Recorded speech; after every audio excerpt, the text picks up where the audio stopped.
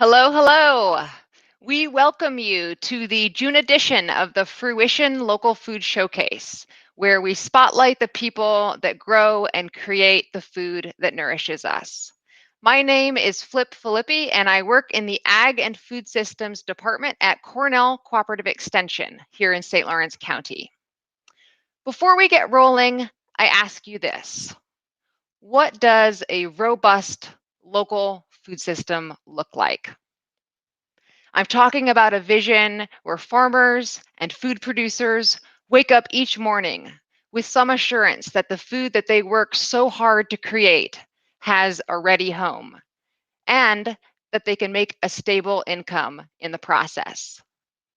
This Fruition Showcase is just one little piece in a big old puzzle, and we are passionate about connecting our rural communities with the producers who are doing this essential work, all the while informing and exciting folks to the foods grown here in the North Country.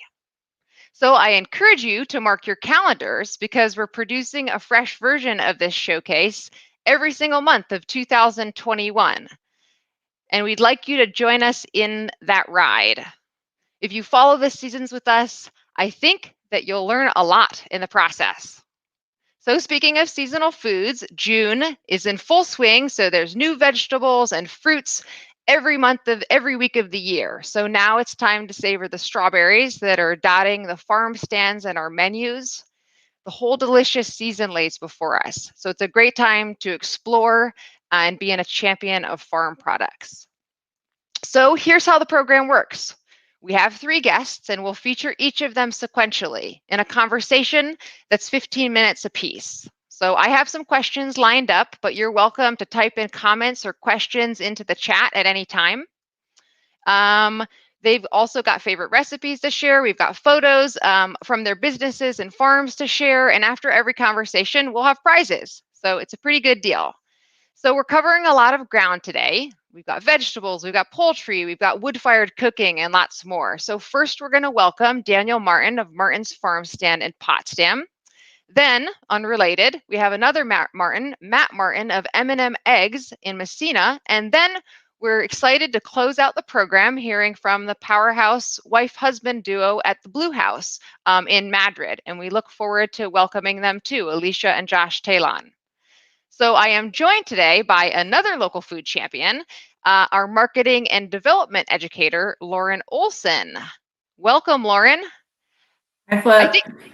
I think of you as the prize master. Is that okay? Oh, of course. That's a great title to have, I think. Okay. And I love giving out prizes that highlight our local offerings here in St. Lawrence County. I think there's some pretty delicious things to give away tonight. Tell us about them. What are the prizes? Well, we got 3 different prizes tonight. Our first off, we have a fill your own basket of fresh salad fixings and seasonal produce from Martin's Farmstand, located right in Potsdam. So lots of great fresh garden goodness going on there. We have next, M&M Eggs will be giving away something rather special, I think, a whole Thanksgiving turkey for you and your dinner guests. So not something you get a chance to win every day, I think. And last but not least, you can enter our giveaway for the chance to win a $50 gift certificate to Madrid's hottest spot, the Blue House. Okay, so how do people get entered for a chance to win these prizes? It's pretty easy. We have a link in the comments that you can click and sign up for our Fruition blog, which highlights local producers and local food happenings here in St. Lawrence County. And by signing up for that, you are entered automatically for a chance to win a prize for tonight. Awesome. So we'll do our first prize giveaway after the first interview. Thanks, Lauren.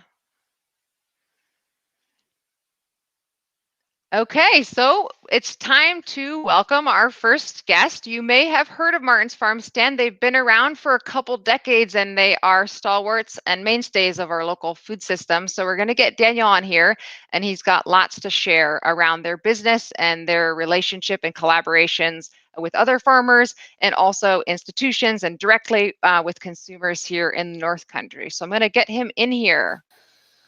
Welcome, Daniel. Hello. How are you doing today? I am doing well. A Is your lot of strawberries went past my eyes, though. yeah, are you? I don't know if seeing red is necessarily a good thing, but maybe when it comes to berries, it is. There's green leaves around the red. There you go. Well, we want to learn more about it. So tell us, where is Martin's Farmstand located? We're located at the corner of 11B and Needham Road, about 3 miles east of Potsdam. Address is 11 Needham Road, Potsdam. Excellent. And so I'd love to share more just about your business with the group. What will visitors to Martin's Farmstand find? We produce and source from other local farmers that I know and trust a fairly complete line of the produce that grows in this area. Most of what's in the seed catalog will be in our stand at some point throughout the season.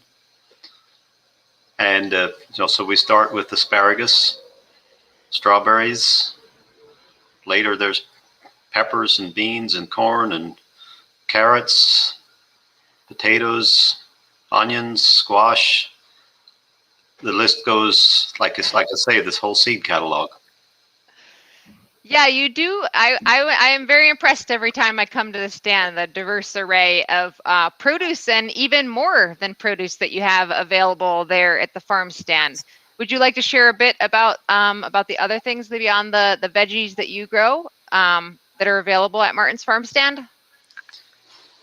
So you're saying beyond the vegetables, we have a small bulk food room. There's cheese from Mr. Myers.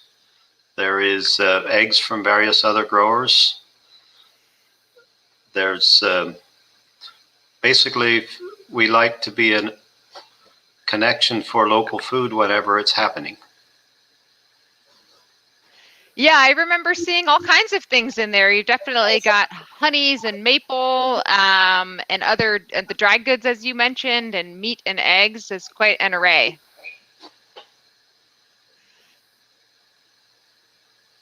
So I remember when we've talked before that we talked about you started growing berries. Since you've been growing strawberries there since 1998, is that right? That is. And then you added in, when did you start to add in vegetables and the other produce and array of goodies? So about the same time period, my brother LaRay put a greenhouse up to raise tomatoes and cucumbers. He was one of my younger brothers. He would have been a young teenager at the time. And so we got the notion to put a self-service stand up along the road at Southville Corners on 11B. And I also added to that a garden of the various. I was a gardener at heart, and put vegetables out whatever I could grow. So over about a decade, that self-service stand grew to about $70,000 in sales, and we were at a crossroads from various aspects of our life. That the question was. Well, it felt like it was time to go full time and have a manned market rather than just a self-service stand along the road. So in 2010, we built where we're at now. And since then, we're making our living solely from produce farming. Before that, it was also a sawmill man. So something I really like in terms of your business, Daniel, is, and there are other local successful examples of this, but you end up being, I would say, like a platform for other growers. So I know you do, you focus on a lot of things that you've learned to do really, really well, but then you've also found other people in the community that do a good job raising particular crops, and then you feature them in your farm stand. Could you share a bit about how you find those growers and how you compete, how you see the local food system in relation to other growers, because it seems like you have a very collaborative mindset. So one of the things that we identified fairly early on is that there's a lot of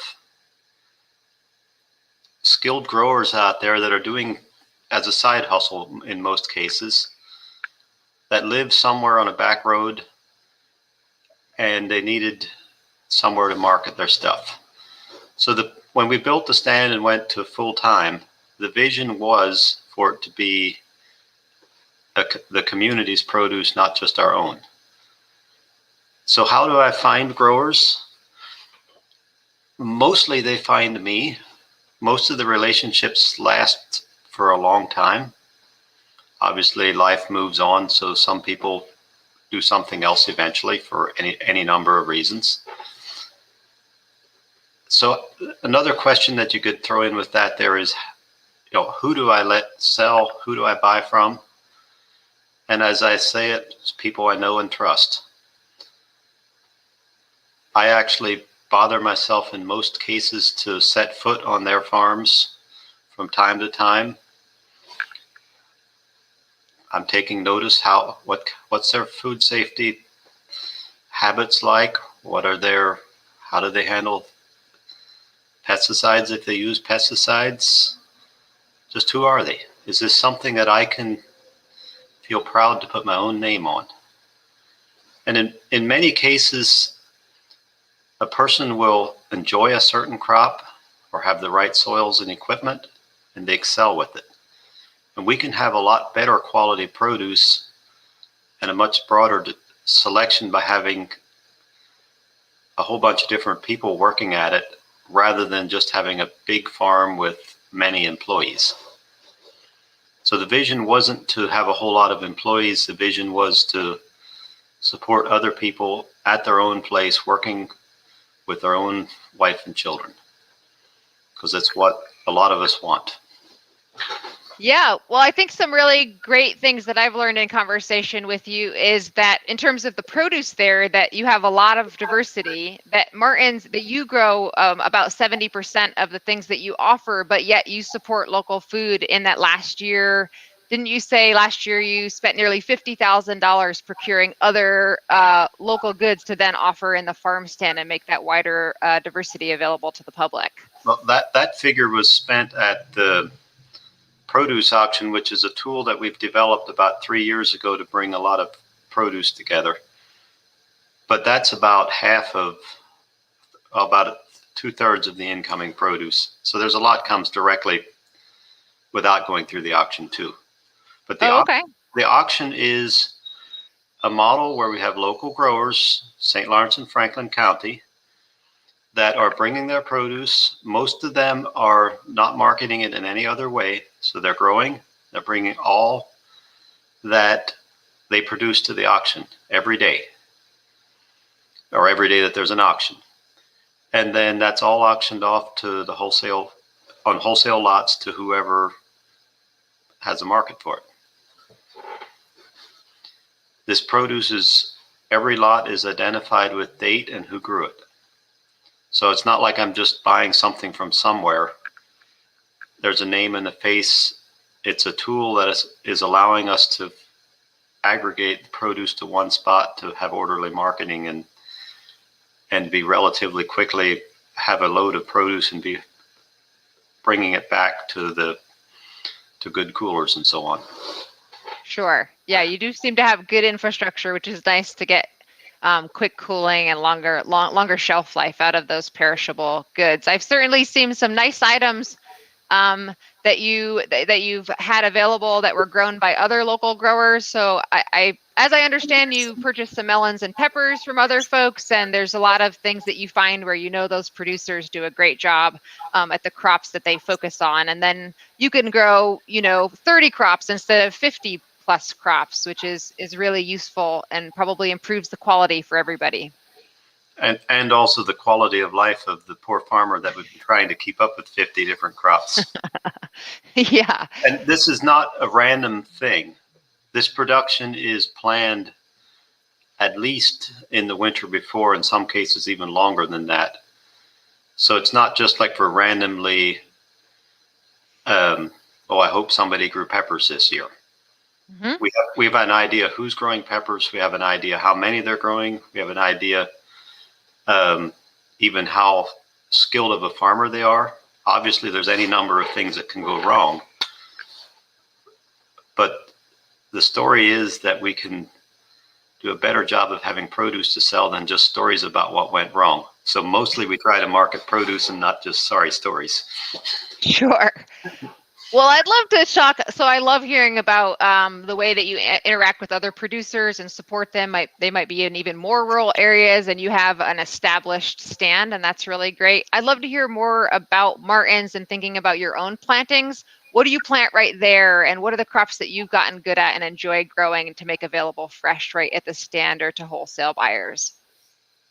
So on our own farm, in real broad terms, we're tending to grow the highly perishable crops and the ones that are hard to predict how they will sell. So that would include most of the leafy greens. I enjoy growing lettuce. I do a good job of growing lettuce. I would say it's one of our key crops. It brings us a lot more revenue than we ever made from sweet corn. Could you tell us, Daniel, about how you have worked over the years to get a steady supply of lettuce and have that quality there? So quality lettuce is made up of, to start with, good cullivers. However, some cullivers grow better in heat, some grow better in cold, some grow better in wet. So I use maybe, it depends on the time, but 12 to 16 different varieties so that I'm relatively likely to have something that's working at a time. Of course, I have some idea that I'm seeding and this will be getting ready in August, and I'm selecting different varieties than I would be for what's getting ready in October. So I also start in the spring by planting a new planting about every 3 weeks in the March and early April. Then that steps to 2 weeks in April, steps to 10 days through May and June, steps to 7 days in July, and then we end the seeding of the plugs. So why that changing interval? Well, in the spring, it's cold to start with and the growth is accelerating. That gives us about a 7 to 10 day interval between starting on a new planting to the next new planting. As you get towards the fall, it's decelerating. It's growing slower and slower as you get into September and October. So we need to put the seedings a lot closer together so that we have the 7 to 10 day interval between start of harvest of a given planting. Pay attention that it has water when it should. Pay attention that we have reasonably healthy soil, although we're just working with ordinary North Country soil. Full of stones. Sometimes it's not as rich as I would like to see it. But it all is not bad soil. Yeah, I think that really makes sense. I like that. You kind of have, if you think of like the web, or there's like a locust and then it's spreading out to the other producers, and you have some of those, you can get the freshest stuff right from your nearby fields, and you know that you have the post-harvest handling to like stock up quickly if you need to on more perishable things if they're moving quickly, but then you can get them at their freshest and have them available in the stand. I would love to hear a little bit. I think I've heard that you've developed some consistent and stable relationships with some local producers. We just have a couple minutes left, but I think of the Blue House that we'll feature later in the hour, but also of the Italian Affair and this sort of. There's been folks that have like really done consistent buying. What kinds of effects has that had on your business and planning and relationships in terms of purchasing and planning? So a buyer that is consistent. So we'll take like Josh from the Blue House. He's paying attention what's in season, and he's cooking with that. Like Aaron from Italian Affair, he has a relatively static menu. It's a pizza place, but they use about 200 pounds of lettuce a week, and he's consistent through from June till late October, or the time that we can produce without a greenhouse. He's consistent at buying week after week, well, twice a week. So consistency is very important. I got all these other growers behind me. They're expecting that when they're picking their product, that that I'm going to be there, that I need it. And it throws us all for a loop if some regular customer gets distracted in some way and just forgets to order, or sometimes we have consumers that they intend to eat local food, but then they ended up stopping at Burger King because they were tired. If that happens too much, it eventually throws us for a loop.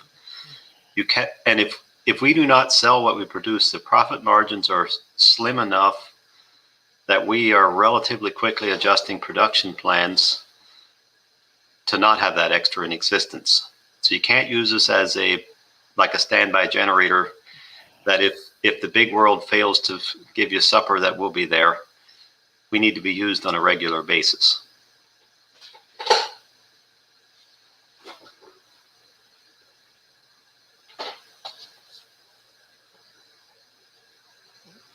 I love that point that you have to use it on a consistent basis, get excited and knowledgeable about what is available in season, and find those consistent sources of it, such as Martin's Farmstand. We really are so glad that you were able to join us today. Is there any parting thoughts that you'd like to share with the group? I think I'm going to just say that the consumer is equally important as the producer. We're all a team. If any one of us is missing, food is not, it's not going to happen. And it's not so important necessarily that you're buying from me. It's important that you're buying from somebody, your local producer, whoever it might be. Because a rising tide floats all boats. We're comrades. We're not competitors. Our competitors are this greenwashed produce that is coming from South America and any other place that's, the big corporate world. Our competitor is Walmart, not our local farmer. That's up the road. I appreciate your team spirit, Daniel, and I know folks love. It sounds like before we leave you, we should let folks know the strawberry season was maybe a little shorter than everyone would have liked. Are there still berries people can find at Martin's Farmstand? We're right at the peak. Mm-hmm.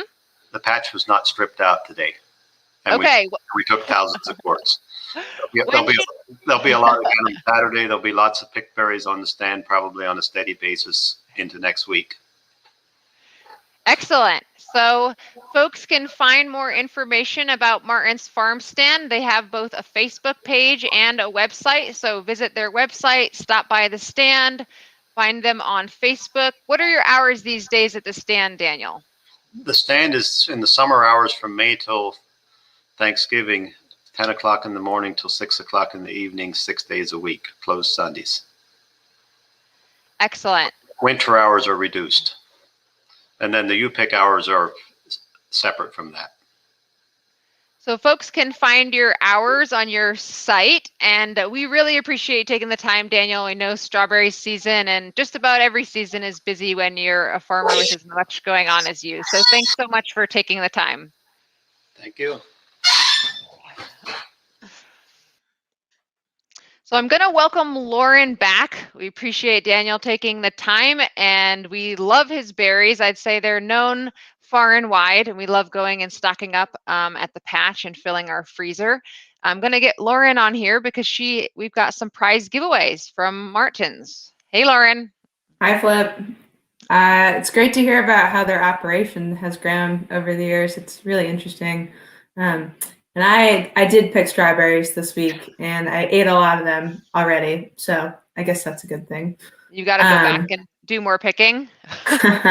Maybe if I can make time, I'll run right over there. So we are giving away a basket full of fresh seasonal salad fixings from Martin's Farmstand. So if you put your name on that sign up sheet, and the link in the comments, then you have entered for a chance to win this prize. So I'm going to spin this wheel here, see what happens. Who is going to win? Phyllis. Phyllis, if you're out there, it's you. Excellent. Congratulations, Phyllis. We will email you with details and winnings, so you'll have a kind of choose your own adventure of filling a basket for salad fixings at Martin's Farmstand. So congratulations. Lauren, what's our next prize? And remind people how they could be entered for a free chance to win. Yes, our next prize is a Thanksgiving turkey from M&M Eggs, quite the prize. And you can sign up to win some of these prizes by clicking in the comments below. There's a link. And by signing up, you're also signing up for our Fruition blog, which has a lot of great articles about local foods and events and happenings in St. Lawrence County. So check it out. All right. See you after our conversation with Matt. Thanks, Lauren. Okay, I'm going to get Matt Martin in here, and he's going to tell us a whole heck of a lot of stuff about chickens, ducks, turkeys, and eggs, and I look forward to hearing about it. Let's get him in here. Hey there, Matt. How are you? Wow, I mean, I wish I was where you are. That looks pretty good. Yeah. I've got geese behind me with babies, so they're a little noisy. They heard the live stream. They're ready to be the next YouTube stars. Yep. Excellent. Well, tell us a little bit, where are you located and when did M&M Eggs start? We started in 2014 and we're located in Massena, New York. We're on 291 Small Road here. Yeah, started from a hobby and turned into a business. That sounds like a common North Country story, I would say. You haven't looked back yet, it sounds like. I keep pumping the brakes, but it never helps. So we're just spiraling forward as fast as we possibly can. Well, Matt, I'd love to hear more about, maybe we'll break it apart and talk about some of the different parts of the business, if that's okay, because you do have several things going on. My understanding, you have a hatchery, you're raising various birds for meat, but then you also are raising eggs. So where do you want to start first? Let's start off with the hatchery. Okay, so let's go for it. We are part of the National Poultry Improvement Plan. So we work with New York State Ag and Markets. We have 12 different breeds of chickens, which we offer for sale as heritage breed birds. And we have, in addition to that, 7 other hatchery style birds that we offer for sale as well. But we have our own flocks locally here in Massena. Some of our hatchery birds, they're just for egg production, high volume layers like your Buff Orpingtons and your Black Secklinks and Australorps and Delawares and Leghorns. And then we have olive eggers and Easter eggers, which are, as you can see right there, there's a, Easter egger group. So those birds are, more for the egg production side of it.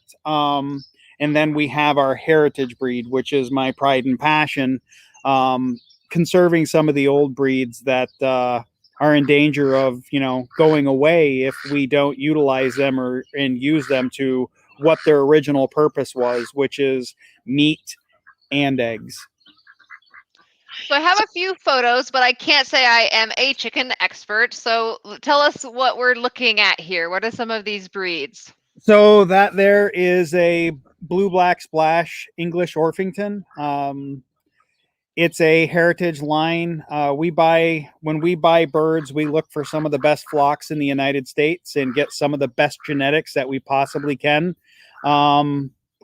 Rather than trying to improve a line that's already poor, we try to go for the best of the line that's out there and continue it, maintaining the genetic integrity of that breed to standard and type. We have a lot of customers that come to us and buy birds specifically for the show purpose. And, having, some pretty cool colors. These here are my barred rocks. Probably my pet of the whole group that we have here. Imperial ringlet barred rocks. They were won the World Fair from 1894 to 1904. This particular strain that I have on the farm, that's the Imperial ringlet barred rocks. They're massive birds. 14 pounds for the roosters, 10, 11 pounds for the hens. Slow growers, they have the slow feather gene, but their barring is really nice and tight. And believe it or not, they're on a recovery list for the American Livestock Conservancy. There's at one time they were endangered of, this bloodline of disappearing completely. There's only a handful of breeders in the United States that have these birds. So that's excellent that you've been able to sort of continue these important old bloodlines. I think something interesting that you said when we were talking about chickens, and you're talking about dual purpose and some maybe being for meat or for eggs and some that are a little hardier and can be used for both, is that you were mentioning, we talk about sort of the fastest growing meat birds at this point, and that's kind of the most common thing in the store, but those themselves could only have existed with the all of the genetic strains that we've had of the past. And if you're not keeping those going in that kind of vibrancy, then you're losing important genetic diversity. Yep. There was a study that was out just recently that 99% of the world's population of chicken is two strains. And I wrote that down because the last time I was brain farting on which one it was, and it's the Ross and Cobb line for the Cornish cross broilers, the meat birds. There's more of them at 99% of the world's population is those two bloodlines. Now, if something like that happened to us, which we seen with the coronavirus, was to happen to that genetic line, as you can see, the danger of not having these old breeds that made the Cornish cross, how that could affect our meat industry, our egg industry, in poultry in general. So we want to make sure that we conserve these old breeds.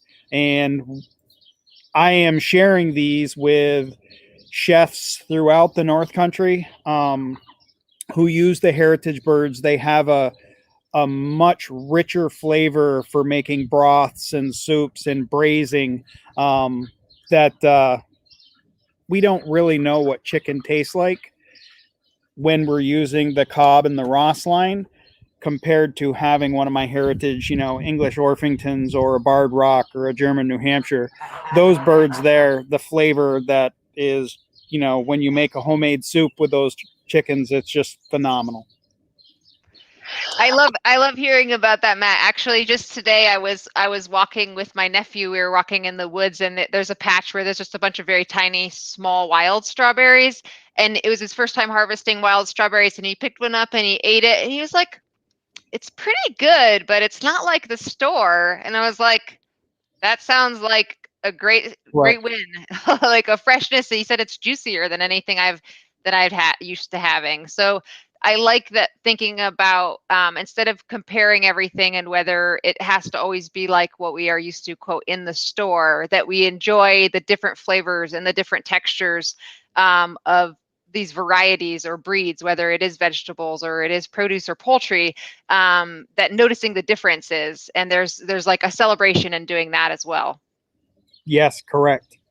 The way that I've, always said, and I keep going back to it, is how do we conserve these lines and how do we get other people to understand them and conserve them? And that is to, and unfortunately everybody cringes about this, but eat them. They're part of our food chain. They're part of what made us to where we are today. So we need to conserve these old lines. And if something was to happen to the food chain, we have the ability to rebuild, just like we're doing now with our economy after the coronavirus. Sure. Yeah, I think that is a great point. We have talked about the chickens, but should we also mention and throw in the other birds that you're raising, so folks have a sense of all the different stuff going on at M&M Eggs? So we have heritage turkeys. We raise bourbon red turkeys here on the farm. I've got a mom just in that pen directly over my shoulder who is on 8 babies. So we do heritage turkeys. They take about a year to get the size. Once you own a flock of heritage turkeys, you'll never ever have to buy turkeys again. The moms are extremely broody. They like raising their own babies. They're still can breed naturally in the wild or on the farm. The turkeys that we get in the grocery store, the 20 plus pound turkeys that we get, those are only 18 weeks old. They're still babies. But they're designed through years of managing the specific traits of those birds of the fast growing and to be able to feed the masses of the world. So they're looking for a fast growing bird. Now, my heritage birds, again, flavor. Some of these chefs that you're going to have on the Fruition Showcase throughout St. Lawrence County have all, used my products and used my birds. And, it's just a flavor profile of these animals that have a year of expending their life on this grass and eating the bugs and eating the different things that are naturally occurring. Apples. I got an apple tree right here. As soon as they start to turn red, anything that can be a reach from the ground, the turkeys are after it. The geese are after it. Which brings us to geese. I have Emden geese here on the farm as well. And we have ducks as well. We have two different breeds of ducks. We have our heritage silver appleyards, which are on the threatened list. There's less than 5,000 registered breeding appleyards left in the world. I happen to have a flock here on my farm, which we raise. And this year, my intent is I have 8 females, and I plan on increasing that to 50 this year. The demand for duck eggs has just exploded. A lot of these restaurants are using the duck eggs now that they know that the creme brulees and the desserts and everything that the duck eggs are used for, making everything richer. And it's just, you got Josh's creme brulee. You got to go to the Blue House and have his creme brulee. Well, tell us about, so you mentioning restaurants, where can folks find your stuff, but also how did you establish your relationships with the places that are buying or selling your goods? So we are currently, last month you had another customer of ours, the Big Spoon. So the Spoon in Potsdam, you can get our eggs through them. He also buys our chicken and duck, and he has bought turkeys off of us in the past. This year we only did a limited amount of turkey. Yeah, there's one of my ducks that he did. So we did the Blue House in Madrid, which I already mentioned, the 1844 house in Potsdam again. There's a new restaurant, which may be coming on soon, have expressed interest to us, is the Taste of India in Potsdam as well. And you can see a kind of pattern forming. It's these clusters that, have used our product, and the other chefs in the area know them personally, and it's like, oh, you got eggs, and where did you get them? And oh, they're M&M eggs. And the same thing as everybody, the information gets spread out of amongst the chefs, who has what, when, and how it, how they have it.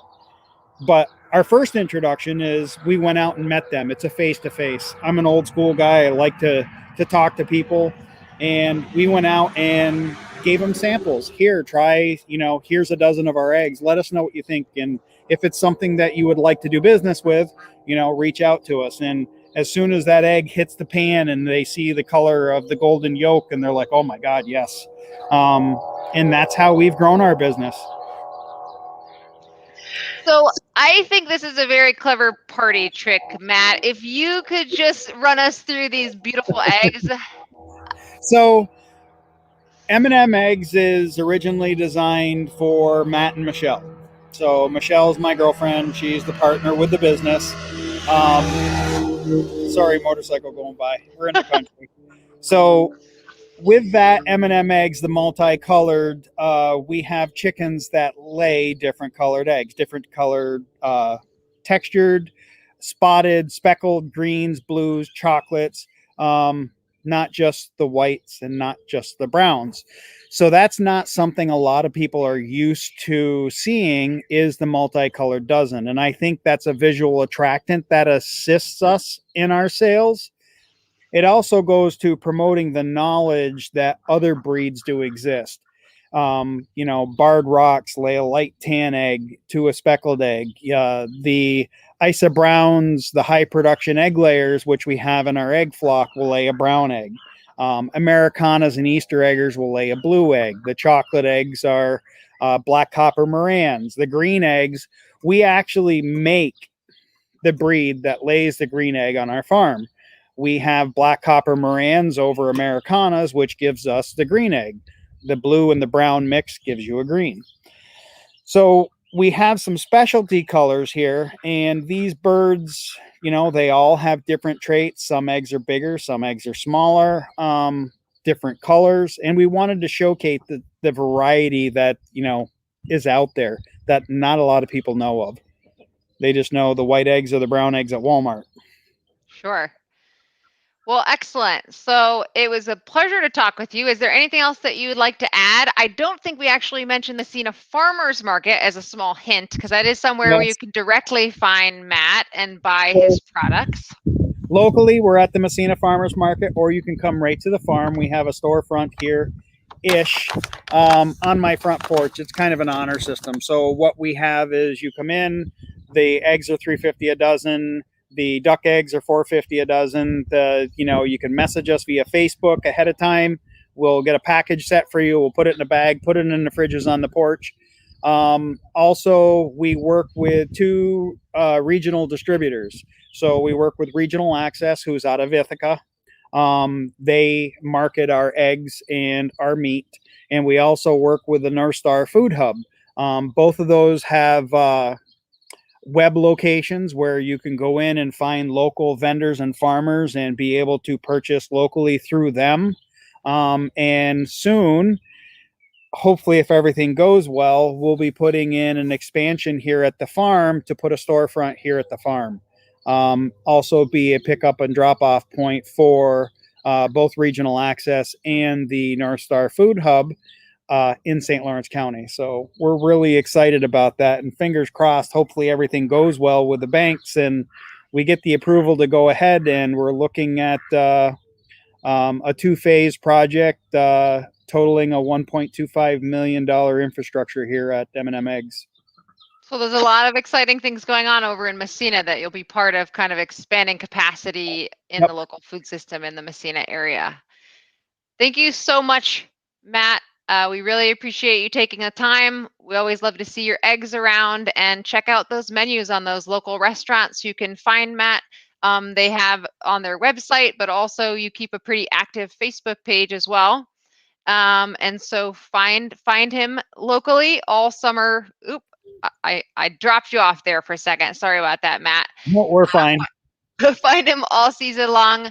Thank you so much. Enjoy the beautiful sunlight, and we'll cross our fingers for a little bit more rain. Yeah, we need it. Have a good one, guys. Thank you. Take care. Yep, bye. All right, we're back at prize time. So Matt generously donated a Thanksgiving turkey to be raffled off for our next prize. So we better get Lauren back in here so we can figure out who the big winner is. Hey, Lauren. Hey, Flip. Hey, Flip. I always enjoy learning about chicken breeds. I always think they're really cool, and I love that they lay those multicolored eggs. But I also love the personalities that I think they all have separately. Yeah, they're incredible birds. Let's do some giving away. How about that? Let's do that. Here we go. So if you signed up, this could be you. You're out there. And we've got Karen. Congratulations, Karen. Excellent. Congratulations, Karen. So we will email you with the details about how you can connect directly with M&M Eggs to get your Thanksgiving turkey in a few months, I would say. And I think you've got some choices you get to make, but we'll connect you directly with Matt to do that. Thank you, Lauren. Remind us what's the last gift and how people can sign up to do it. We have one more prize to give away tonight, and that is a $50 gift certificate to the Blue House. So great date night by yourself. Take yourself out for a date. Take a partner out for a date. Enjoy, because they have some great menu options. And you can sign up in the comments. There's a link. Click it, and you'll sign up. And by doing that, you'll also have the choice to sign up for our Fruition blog, which celebrates local food as well in print format, and events and happenings and cool ongoings. So great. So we'll give away that gift certificate after our conversation with Alicia and Josh, which is coming up right now. So we'll see you soon, Lauren. sounds good. So the Blue House, the Blue House, the Blue House. I think it's been on a lot of people's tongues. I noticed when we put out the post about the Blue House, it got shared dozens of times. And I realized, oh my gosh, there's a lot of people in the North Country that I do not know. So there's a whole new community of folks that are also excited about seasonal local food and family-owned businesses. And so we're going to get Alicia and Josh on here to share a lot more about all the hard work they've done in Madrid over the last year and probably many years to bring this dream to reality. So let's get them in here. Hello, hello. Hey! How are you all doing? Good. Well, Josh and I talked about this ahead of time. We were like, we just have three very passionate, talkative guests. So I'm glad we didn't bet on whether I could get you on by 7:45 because I would have lost. But we've got you here now. So thank you so much for joining us. Absolutely. Thanks for having us. Yeah. Tell us more about the Blue House. Yeah. Oh my gosh. It's our restaurant, which is like so crazy to say. Yeah, we're right in downtown Madrid, right in the town square. So the little business strip, you've got Community Bank, the liquor store, the market, Maddie's Bakery, Martin's Country Store, and then us. So you'll find us at the very end of the strip right in Madrid. Excellent. Yeah, we had a chance, Laura and I had a chance to visit you a week or two ago and take some of these photos that we'll be sharing. And we were certainly blown away about the care and detail that you've put into creating this restaurant. Would you tell us more? You know, you told us where you're at. When did you open and how are you operating right now?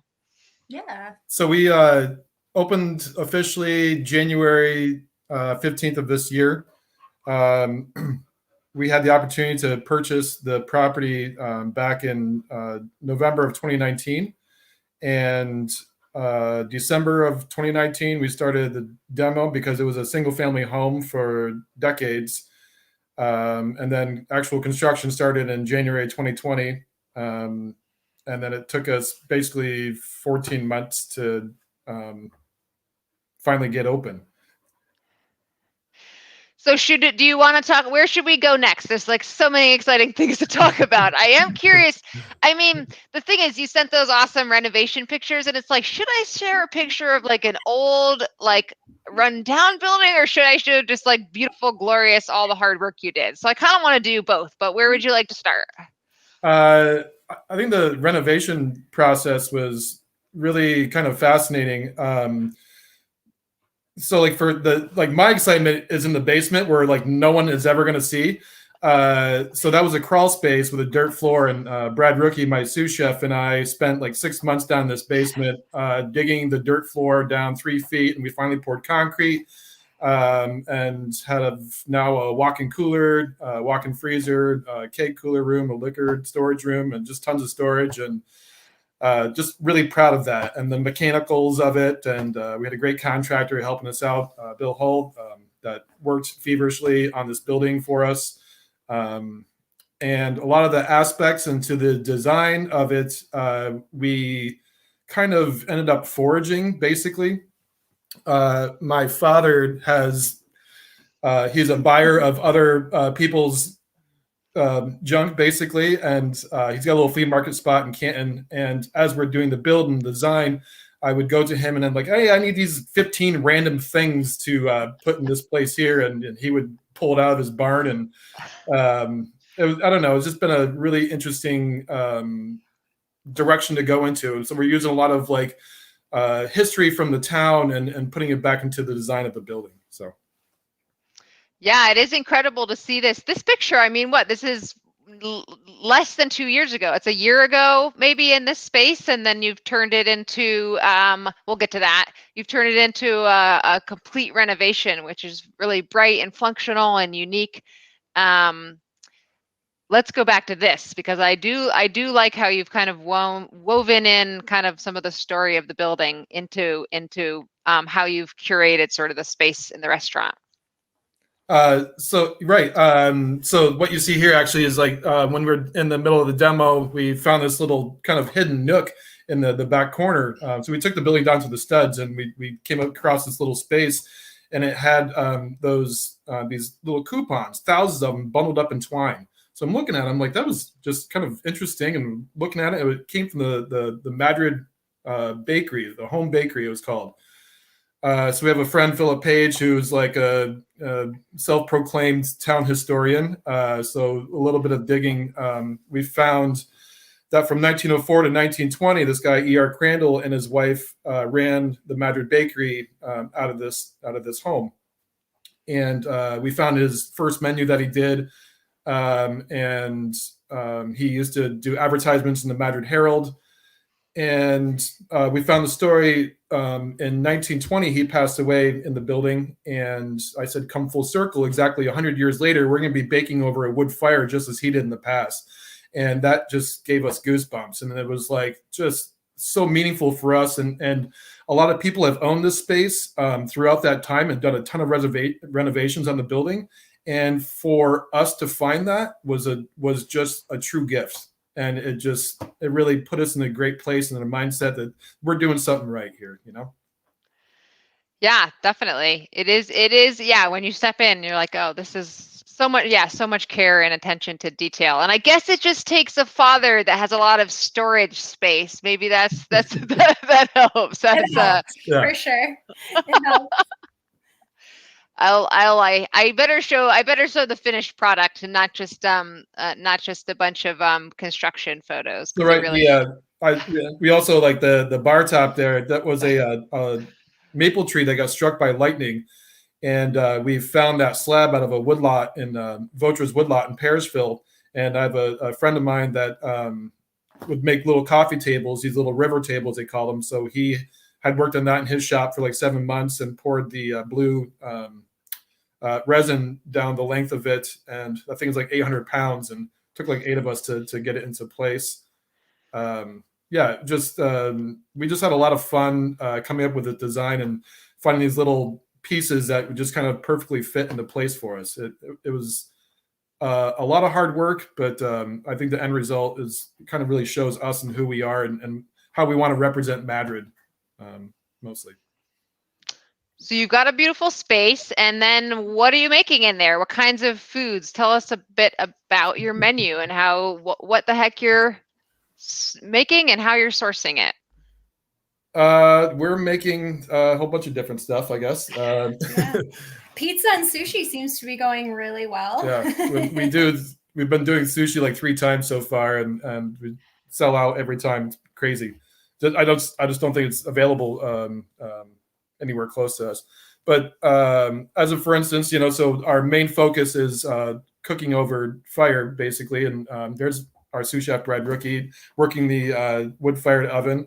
So we had a local stonemason, Mark Seymour, who his primary business is masonry work. So he came in and built this gorgeous oven for us. So obviously, pizzas are top of the list there. And for our dough in particular, we source New York State milled organic flour, and then we slow ferment our dough for 22 hours. We use organic tomatoes, make our own mozzarella as an example. And we also have a live fire grill that we cook steak, seafood, vegetables off of. I grew up camping and cooking outdoors, so I really appreciate the flavor of the fire comparative to like a gas grill. And Daniel Martin, Matt Martin, M&M Eggs, Daniel Kent out of Chitman. He's right down the road from us. C&M Beef, just outside of Madrid here, just right down the road from us. We try to really work hard to support our local farmers and ranchers that just are able to bring us just high quality ingredients. And we're really just basically ingredient driven. We change our menu on a weekly basis and just we're not really culturally one thing. We try to cook, different flavors constantly. And again, it's mostly ingredient driven that we're focused on. Whatever is fresh and seasonal and out of the ground that morning, we want it to be on your plate that night. Yeah, something I like about it is you could say pizza and people are like, oh yeah, I know pizza. But they're like, well, do you know if it has like Brussels sprouts on it? Or like there's just so many flavors that you're putting in there. So it's not just like a cheese mountain. There's a lot of other flavors that you're tying in, whether it's a homemade sausage or a unique take on produce and things like that. So there's some excellent flavor combining that is really, really delicious. Yeah, let's see. What else would you like to tell in terms of what does the future hold? I understand right now you're doing all takeout. What do you see happening in the next few months or into the future of the Blue House? Yeah, we never really wanted to be takeout. Just before COVID happened, and we had this vision for what we wanted the restaurant to be, and COVID kind of just made us totally change our game plan, and it actually worked really well in our favor. So right now, yeah, we are doing takeout only, but we have signed up with Resi. So in the next few weeks, we'll be making more announcements on our social media as far as firm dates go, to be able to start dine in whatever capacity that looks like. So we've been kind of just taking the whole thing really slow, which has been great because we have a almost 3-year-old. And yeah, so our future includes dine-in for sure. But it also just kind of includes us living our life too. So we will be still open Fridays and Saturdays and Sundays. The plan is dinner Friday, Saturday, and Sunday for brunch. But yeah, so we still want to be able to have a day off and, go to the beach and hang out with Clementine and hang out with our families. So we're just keeping it small and doing what we want to do. So. Well, it sounds like there's a running theme then, Alicia, because Daniel was talking about supporting each other and not burning out. And I think it turns out farmers and restaurateurs are people too, and they need to have balanced schedules and lives and be able to do other things besides just nose to the grindstone all the time, and focused on that single vision only, because that's not always a recipe for success in the long term. It's nice to hear that you're building that in from the start and recognizing you want to have this great spot for the community, but you also want to keep your own time and space intact, and so you can be in it for the long haul. Yeah. Right. So again, we have a little daughter at home, so we just didn't, we're a young family, and we just want to be able to provide great customer service and food in a space and support our, give to our community, like what we have to offer. So I think it's been really well received too. From the get-go, like people have kind of accepted us for what we are, and nobody's really asking us to be anything else. So, oh, there's Chloe in the window. So yeah, I mean, we can't thank our customers enough for, waiting for us for so long to get open, and then, being okay with us just being takeout and taking our time getting ready and not being open 7 days a week. And it's just, it's been awesome. It's been great. That is excellent. Yeah, I mean, I would hope that your customers could be understanding and that lots of new things going on, a few global things that might have thrown everybody for a loop a little bit. There's a lot, you just need to take care of yourself and keep going forward the best you can. So folks can find you on your Facebook and Instagram pages, right? And then also on your website. Is there anything else you'd like to add that you'd like to share with the group? Right. So there's our website, thebluehouseny.com. Like I said, we are getting very close to be opening up for dine-in. I can't wait to put food on a plate rather than a box. And there has been people saying that, I don't want to drive all the way to Madrid or 45 minutes just go do takeout. But our goal is also to bring people into the town of Madrid. I think over the last several years, there's been a lot of reemergence of business that's been happening in our small community, and I think it's we're trying to make the town a little bit nicer. We say, hey, just because we're doing takeout doesn't mean you have to take this food home and go sit in front of the TV. Come and explore our town. We have the Madrid Park there with a great pavilion, picnic tables, or take our food, go drive down to the river or something, and still have that experience for yourself. Just because we can't provide that level of customer service to you guys momentarily, we still want you to be able to have your own experience. Oh yeah. Yeah, you're right on the river. That's what we did. We got the pizza. We were like, we are going to the park and we are eating it now. And it was excellent. Yeah, so just take a peek over our menu, and we try to name drop all the farmers, that we support, and it means a lot. It means a lot to us, and it means a lot, I think, to kind of tie everything together, like to the farmers that you've featured on here, and plenty of other ones that we use. Means a lot. It's great that we're able to walk up to them, shake their hands, and have a conversation, look at what's upcoming, and we plan our menu again in a seasonal plan. Well, it's kind of just on a whim. It's an organic process, so it's, yeah. Excellent. Yeah. Well, I'll see you out there for a meal again soon. We really appreciate you taking the time, Alicia and Josh. Hey, thanks a lot. Thanks so much. Thanks for having us. I think we're going to give away one of your gift certificates, so you Perfect. just might get a new customer now. Good luck. So, take good care. Bye, guys.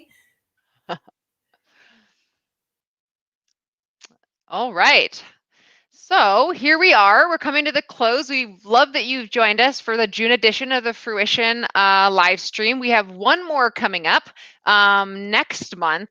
By one more, I mean we have one next month, but we actually have one every month of the year, the third Wednesday of the month, 7 to 8 p.m. So we'll have three new guests every month of the year, and we're scheduling them right now. So we try to find the farmers and food producers that's the peak of their season, where there's something interesting and great and unique going on that folks can learn more and enjoy what they have to offer. So before we close, we want to get Lauren back on here and give away that Blue House gift certificate. Flip, yeah, one last prize to end the night here. So let's do it. Okay. Here we go. And Derek, you're the winner of the $50 gift certificate to the Blue House. Congratulations. Congratulations, Derek, and thank you all so much for tuning in. We really have enjoyed sharing with you. I thought we touched on some excellent topics, whether we're talking about local resiliency and collaboration at Martin's Farmstand, bloodlines and poultry, and the importance of conserving important bloodlines at M&M Eggs, or just talking about working hard to get fresh food onto plates and in season at the Blue House. We really appreciate you joining us. Come back and join us next in July on the 21st, 7 to 8. And also anytime you can find us on Facebook or on our website, stlawrence.cce.cornell.edu. And again, you've all signed up for the Fruition blog, and Lauren and I and our community horticulture educator and guest posts and bloggers are submitting things about gardening and homesteading and local food stories. So you can find more on the blog there. So reach out anytime, find your local farm stands and restaurants and businesses, and make an effort to make some new connections. It'll serve you well. You'll have some delicious meals, and it'll support the hardworking people that have worked diligently to provide and strengthen our local food system here in the North Country. So excellent. Farewell for now, and see you in July.